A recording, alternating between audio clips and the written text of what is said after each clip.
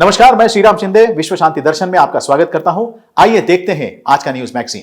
लेकिन सबसे पहले एक नजर आज की सुर्खियों पर।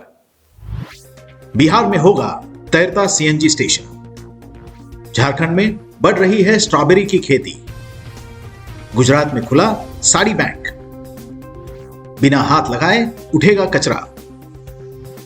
डल झील में ओपन एयर थिएटर। पटना में गंगा नदी पर तैरता हुआ सीएनजी स्टेशन बनाने की तैयारी शुरू है। जानते हैं क्या है इसका उद्देश्य। गंगा नदी को प्रदूषण मुक्त करने की मुहिम कई स्तरों पर चलाई जा रही है। अब बिहार की राजधानी पटना से गुजरने वाली गंगा नदी में तैरता हुआ सीएनजी स्टेशन बनाने की तैयारी चल रही है। गंगा नदी में जल्द ही तैरता हुआ सीएनजी स्टेशन देखा जा सकता है। दरअसल पटना में गंगा नदी में बड़ी संख्या में डीजल संचालित बोट चलते हैं। प्रशासन की कोशिश डीजल वाले बोट्स को बंद कराना है ताकि गंगा नदी और राजधानी पटना को वायु प्रदूषण से बचाया जा सके। इसके लिए नदी में सीएनजी फिलिंग स्टेशन बनाने की योजना बनाई गई है।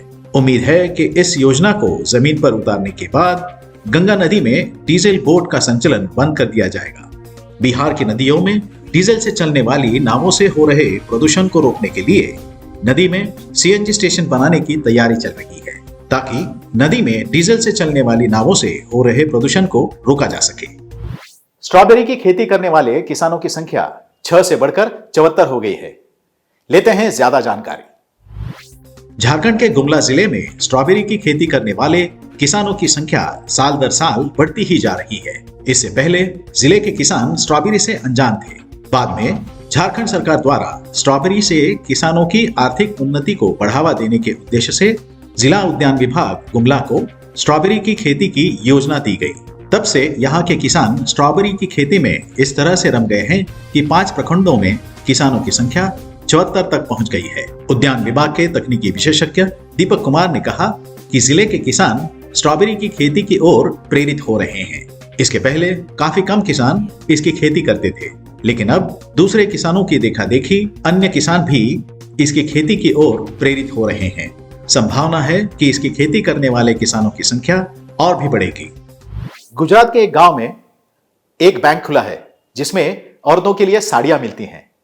देखते हैं क्या है ये योजना। गुजरात के आनंद जिले के मिनी पेरिस कहे जाने वाले भादरंग गांव में साड़ी बैंक की शुरुआत हुई है। जी हाँ, साड़ी बैंक। आज के महंगाई के जमाने में गरीब औरतें इस बैंक से साड़ी ले जा सकती हैं। आनंद जिले के भादरंग गांव की औरतों के लिए पिछले साल शादी के मौसम में नई महंगी साड़ियां खरीदना एक बहुत बड़ा मुद्दा था। कोरोना महामारी के महीनों में परिवार की आय में काफी गिरावट देखी गई थी। तभी किसी ने सुझाव दिया कि भदरन में एक साड़ी बैंक शुरू हो सकता है। ये बैंक सुंदर साड़ियों को केवल इस शर्त पर प्रदान करता है कि इन्हें साफ किया जाए और उपयोग के बाद वापस कर दिया जाए। इस बैंक में एक साड़ी को उपयोगकर्ता के व्यक्तिगत खाते में जमा किया जाता है। अगर वह व्यक्ति साड़ी को अच्छी स्थिति में लौटा देती है तो बैंक उनको अगली बार क्रेडिट देने का वादा करती है।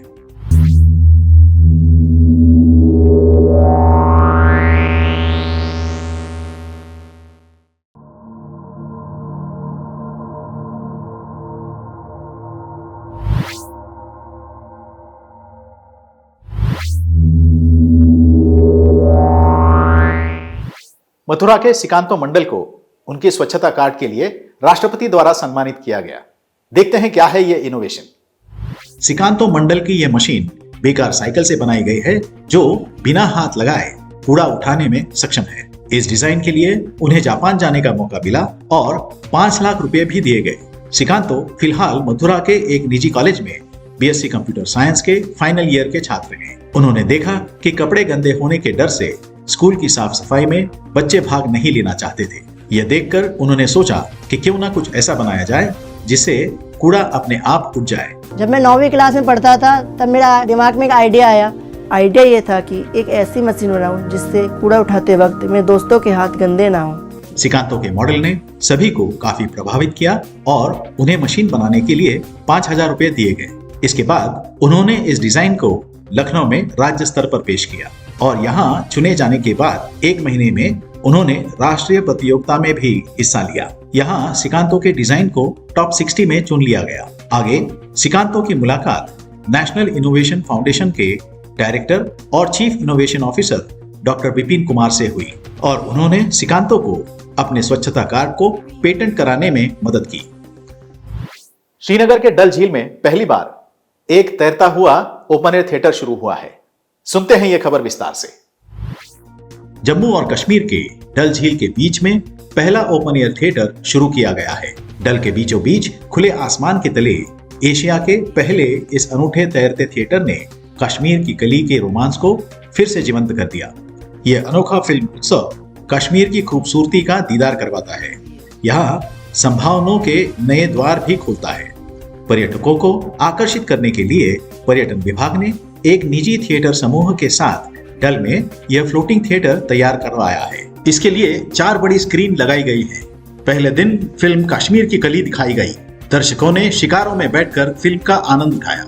यह उत्सव 1 सप्ताह तक चला और इसमें कश्मीर से जुड़ी पुरानी और यादगार फिल्में दिखाई गई, खास तौर पर जिनकी शूटिंग कश्मीर में ही हुई है। पर्यटकों के लिए कश्मीर ही नहीं बल्कि एशिया में अपनी तरह का यह पहला अनुभव रहा है। इसी के साथ आज के न्यूज मैगजीन में यहीं पर रुकते हैं। देखते रहिए विश्व शांति दर्शन। नमस्कार।